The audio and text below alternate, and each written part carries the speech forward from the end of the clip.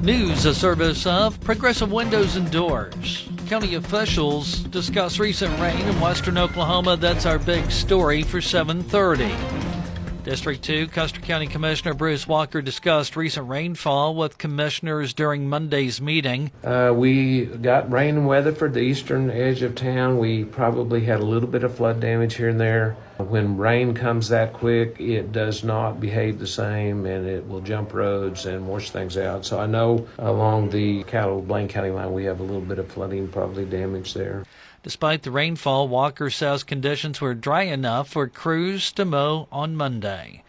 2 people were sent to separate hospitals yesterday following a single vehicle crash in Elk City on Country Club near the gun range. This is Fire Chief Kyle Travenka. Crews arrived on scene to find a single vehicle. It was upright with a couple occupants. The vehicle was fully engulfed. Whenever we got there, both occupants had already exited the vehicle. They were both transported. One was transported to Oklahoma City, and the other was transported to Great Plains Regional. Travenka says the vehicle came in contact with a deer and struck a tree before catching fire. The Oklahoma Highway Patrol identifies the driver as 19-year-old Braxton Don Eugene McHenry. Troopers say McHenry was driving at excessive speed when the incident occurred. A harmful insect has landed in the United States. A local county official discusses its possible impact. Kyra Huckabee has more. Custer County OSU Extension Director Larry Bryan is warning about a parasitic insect that can cause danger to animals. Something new that just came about this last week is the New World screwworm. It has found its way to Texas. I said on a conference, we think we will have them in Oklahoma later this summer. That's not no guarantee. Bryan encourages anyone with animals to be aware of the potential of the parasite infestation coming to Oklahoma. I'm Kyra Huckabee for Right Radio News. Weatherford School Superintendent Mark Harmon provided an update last night on school district finances to the School Board of Education. Our actual cash position as compared to this time last year is down about $370,000. So we'll continue to watch the revenues coming into next month. I predict that our carry forward going into next year, start of next fiscal year, will probably be about $3.1 million. That's going to be down about $500,000. Harmon says he will have solid figures to report to the Board of Education next month. More news coming up next. Progressive Windows and Doors. Hi, Jeremy here. Although most windows appear to be equal, there are differences in their performance and function that can greatly impact how they protect you and your home. We have engineered our windows to keep out the harshest of elements while maintaining ease of operation. To see for yourself, come visit our plant and showroom. We are located just 2 miles south and 2 miles east of Fairview on the Isabella Blacktop.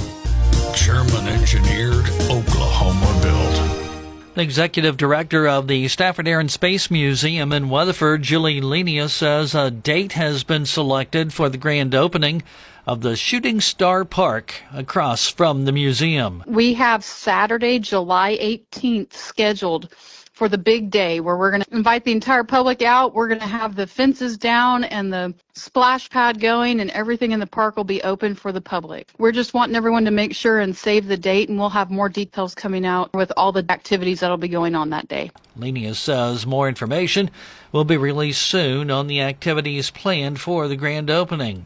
Southwestern Oklahoma State University President Dr. Joel Kendall recently discussed the number of students who live in dorms on the Weatherford campus. We still have around 800, 900 students who live on campus. That's not full capacity, but that's pretty full. We'd always like them more to be on campus because we think that's a good experience. Dr. Kendall says the university renovates the dorms as often as budgets allow. A celebration of life for Right Radio Air personality Mark Lance will be held Thursday at 11 o'clock in Cumberland Presbyterian Church in Clinton. Mark had worked for Right Radio for the past 4 years. He died unexpectedly over the weekend. Here is State News. News from the Radio Oklahoma News Network. I'm Ann Roberts. Oklahoma remains near the bottom nationally in child well-being. Radio Oklahoma's David McCollum with more. The new Kids Count data book ranks the state 44th overall. That is up 2 spots from last year. In education, the state is 48th, ahead of only Alaska and New Mexico. Oklahoma is ranked in the bottom 10 for overall child well-being every year since 2019. The last time the state finished higher was 2017, when it ranked 36th. A Bixby man is charged with the death of his 16-day-old son. Investigators say the baby died from blunt force injuries. Brandon Watkins is facing a charge of first-degree murder, death of a child by injury, torturing, or maiming. The charge comes almost a year since the death in August of 2025. Watkins told emergency responders at the time he accidentally dropped the baby. From the Radio Oklahoma News Network, I'm Ann Roberts. News at 7:30 is service of Progressive Windows and Doors. Coming up next, we'll look at local funeral services after this word from Lee Hometown Funeral Home. Most people don't even know where to begin when planning a funeral. Who wants to think about that anyway? So we put it off and often leave the burden on someone else. Or if the unexpected happens to a loved one, funeral arrangements are the last thing we want to think about. At Lee Hometown Funeral Home in Clinton, they will help you make funeral arrangements with compassion and understanding. Brandon Lee, the owner of Lee Hometown Funeral Home, understands the difference that locally owned and operated makes. Please visit Lee Hometown Funeral Home today at 1217 West Gary in Clinton.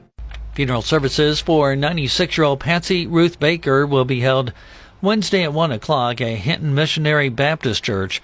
Burial will be held in Lakiba Cemetery under the direction of Turner Funeral Home in Hinton. Celebration of life for 20-year-old Alicia Rose Bidwell McDonough will be held Wednesday at 1:30 at Greenfield Baptist Church. She worked as an independent contractor in the healthcare industry. Cremation services were entrusted to Turner Funeral Homes of Hinton, Geary, and Bangor. Graveside services for 96-year-old Billy Mac Anderson will be held Wednesday at 2 o'clock at Saradoxie Cemetery.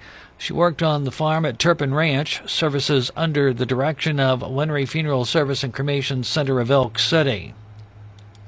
Today's funeral notices a service of Brandon Lee at Lee Hometown Funeral Home in Clinton.